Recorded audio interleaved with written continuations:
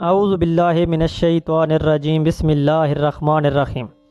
محترم ناظرین، آج ہم ایک اہم نقطہ پر بات کرنے جا رہے ہیں کہ اگر دودھ ابالتے ہوئے فرش پر گر جائے یعنی ضائع ہو جائے تو اس کے کیا نقصانات ہیں،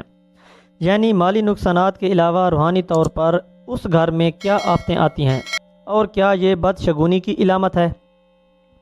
جیسا کہ عام طور پر دیکھا جا سکتا ہے کہ اس کے بارے میں مختلف طرح کے سوالات سوشل میڈیا پر آئے روز گردش کرتے رہتے ہیں اور اسی حوالے سے مختلف لوگ اس پر مختلف طرح کے نظریات بھی پیش کرتے نظر آتے ہیں، لیکن اس کے پیچھے کی حقیقت کیا ہے، اس کے بارے میں ہم آپ کو بتانے جا رہے ہیں۔ اور دودھ جسے اللہ کا نور کہا جاتا ہے، اس بارے میں آپ کے ساتھ ایک ایسا واقعہ شیئر کرتے ہیں جو امام علی رضی اللہ تعالی عنہ کے ساتھ منسوب کیا گیا ہے۔ کہا جاتا ہے کہ دربار خلافت میں حضرت علی رضی اللہ تعالی عنہ کے پاس ایک خاتون آئی اور ہاتھ جوڑ کر عرض کرنے لگی کہ یا علی، ہمارے گھر میں جھگڑے بہت رہتے ہیں، ہر طرف تنگ دستی کا راج ہے، کوئی کسی سے محبت نہیں کرتا اور کوئی کسی کی خاطر اثار نہیں کرتا، ایسا کیوں ہے؟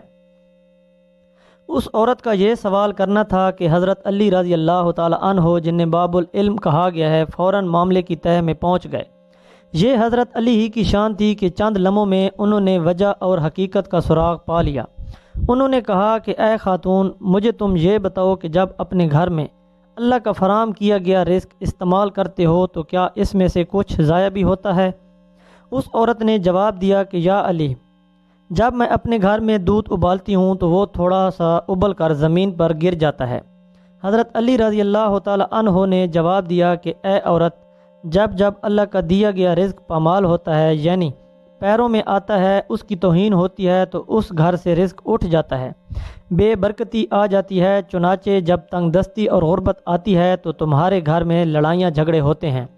پھر بے سکونی اور بے برکتی آتی ہے۔ تم اللہ کے دیے گئے رزق کی حرمت بحال کرو اور ضمانت لے لو کہ تمہارے گھر میں برکت اور سکون اور رحمت واپس لوٹ آئیں گے۔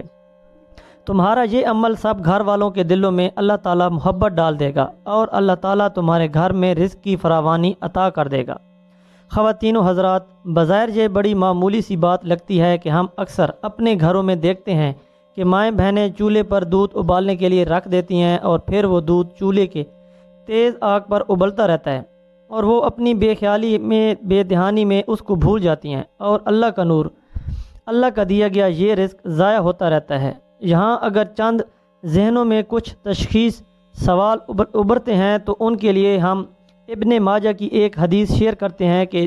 حضرت عائشہ صدیقہ رضی اللہ تعالی عنہا فرماتی ہیں کہ تاجدار مدینہ محمد مصطفیٰ صلی اللہ علیہ وآلہ وسلم گھر میں تشریف لائے اور روٹی کا ایک ٹکڑا زمین پر پڑا ہوا دیکھا۔ آپ نے اس کو اٹھایا اور صاف کیا اور کھا لیا اور فرمایا کہ اچھی چیز کا احترام کیا کرو، رزق جب کسی سے بھاگتا ہے تو لوٹ کر نہیں آتا۔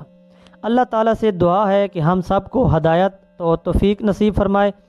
ہم اس کے عطا کیے گئے رزق کو ضائع نہ کریں، اس کے عطا کیے گئے رزق کی توہین اور بے حرمتی نہ کریں